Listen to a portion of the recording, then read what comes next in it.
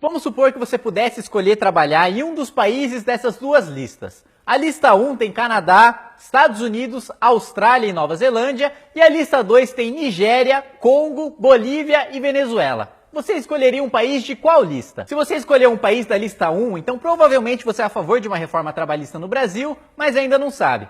Estados Unidos, Canadá, Austrália e Nova Zelândia estão entre os países com as leis trabalhistas mais flexíveis, segundo o relatório do Banco Mundial. Já a Venezuela, a Bolívia, o Congo e a Nigéria têm as leis que mais protegem os trabalhadores. A legislação trabalhista brasileira foi criada no auge da ditadura de Getúlio Vargas. Foi baseado num documento chamado Carta del Lavoro, feito pelo Partido Nacional Fascista da Itália. É bom lembrar que a maioria dos empregos que existem hoje não existiam na época, e essas leis já não funcionavam na época da Itália fascista. Nossas leis trabalhistas são tão retrógradas que muitas vezes o empregado é obrigado a dar metade do seu salário para o governo sem nem saber disso. Por exemplo, se você ganha um salário de R$ 1.200, provavelmente seu patrão tem de pagar aproximadamente outros R$ 1.200 diretamente para o governo. Quem é contra a reforma trabalhista diz que esse dinheiro volta para o trabalhador. Será mesmo?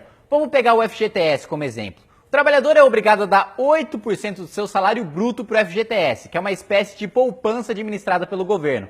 O problema é que esse dinheiro é tão mal administrado que rende menos do que a inflação. Ou seja, na prática, o dinheiro de milhões de trabalhadores é literalmente roubado todos os meses. Depois de ver tudo que está acontecendo com a Petrobras, com os fundos de pensão, com o BNDES, você realmente quer melhor deixar o dinheiro do seu trabalho na mão dos políticos? Eu acho que não, né? Países com leis trabalhistas mais flexíveis são mais ricos por uma razão muito simples. Se você fosse um empresário, ia preferir criar empregos num lugar em que é difícil contratar e mais difícil ainda para demitir, ou num lugar que não te desse dores de cabeça para empregar ou para demitir?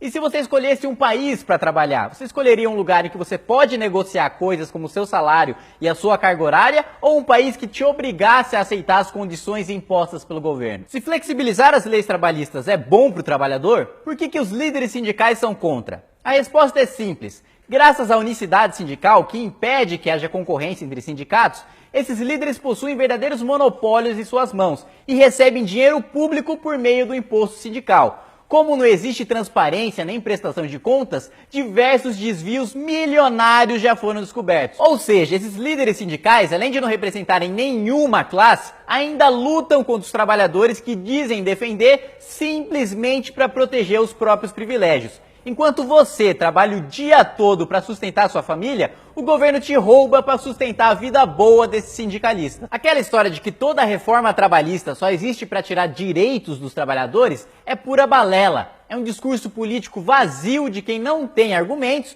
mas quer defender uma lei atrasada e fascista. Por isso, não caia na conversa fiada daqueles que não trabalham, mas dizem defender os trabalhadores. Se você não quer continuar mandando metade do seu salário para o governo, ou se você está procurando um emprego, então você precisa defender a reforma trabalhista.